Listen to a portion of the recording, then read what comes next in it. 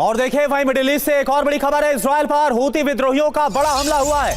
Ben Gurion airport को target पर लिया हूती विद्रोहियों ने। इजरायली कैंप को भी निशाना बनाया गया है। तो मिडिल ईस्ट की जो आग है वो थमने का नाम नहीं ले रही। ये तस्वीरें आप देखिए, ये ताजा तस्वीरें हूती विद्रोहियों के इजराइल पर ताजा अटैक की है बेन गुरियन एयरपोर्ट। और वहां पर कैसे तमाम जो पैसेंजर्स हैं, तमाम जो यात्री हैं वो पैनिक में आ गए, वो भागते हुए नजर आ रहे हैं। इजरायली कैंप को भी निशाना बनाया हूती विद्रोहियों ने।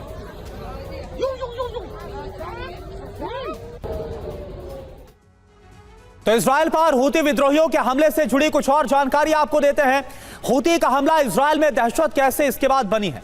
इजराइल के बेन गुरियन एयरपोर्ट पर यह ताजा हमला किया गया। एक के बाद एक कई मिसाइलें हूती विद्रोहियों की तरफ से दागी गई हैं। हूती के हमले से एयरपोर्ट पर भगदड़ मच गई। इजराइल ने हूती की मिसाइलों को इंटरसेप्ट किया है। हमले के बाद पूरे इजराइल में अलर्ट के siren. Welcome to Saptagiri NPS University. Admissions open for BE, BCA, MBA and MCA for the academic year 2025-26. Enroll now. गूंजते हुए नजर आ रहे हैं। तो इजराइल और गाजा के बीच जारी संघर्ष अब एक ऐसे मोड़ पर पहुंच गया है जहां पर नेतन्याहू कई मोर्चे पर घिर सकते हैं।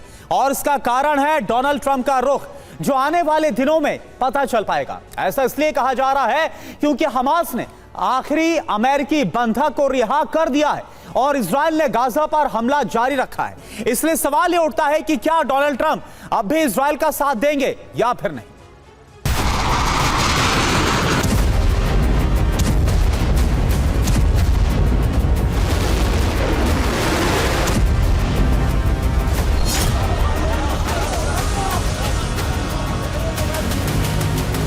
गाजा में युद्ध की आग, नेतन्याहू करेंगे विनाश। ये तस्वीरें आपको चौंकाएंगी, सोचने पर मजबूर करेंगी कि आखिर इजराइल के प्रधानमंत्री नेतन्याहू क्या चाहते हैं। क्या मकसद सिर्फ गाजा का विनाश है? और अगर यही मकसद है तो ट्रंप कब तक नेतन्याहू का साथ देंगे? सवाल इसलिए क्योंकि इजरायली सेना ने एक बार फिर हमास के खिलाफ गाजा में बारूदी मोर्चा खोल दिया है। और इस एक्शन की गवाही दे रही है ये 4 तस्वीरें जिसे फिलिस्तीनी प्रशासन ने जारी किया है।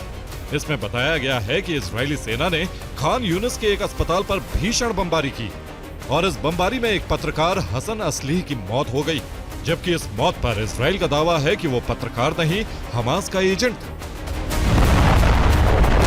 हालांकि दावा यह भी है कि 7 अक्टूबर से अब तक गाजा में 214 पत्रकारों की मौत हमले में हो चुकी है, लेकिन इजराइल इस दावे को नकार रहा है। इसलिए सवाल अमेरिका के सहयोग पर ये कब तक जारी रहेगा, और इस सवाल को पुष्ट करता है हमास का कदम।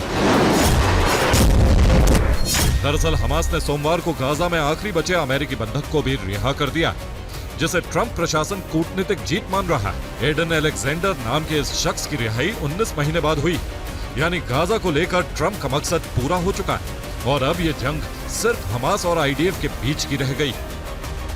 यही वजह है कि अमेरिकी बंधकों की रिहाई के बाद नेतन्याहू के कार्यालय में हलचल शुरू हो चुकी। इजराइल अपने एक प्रतिनिधि मंडल को दोहा भेजने के लिए तैयार हो चुका है।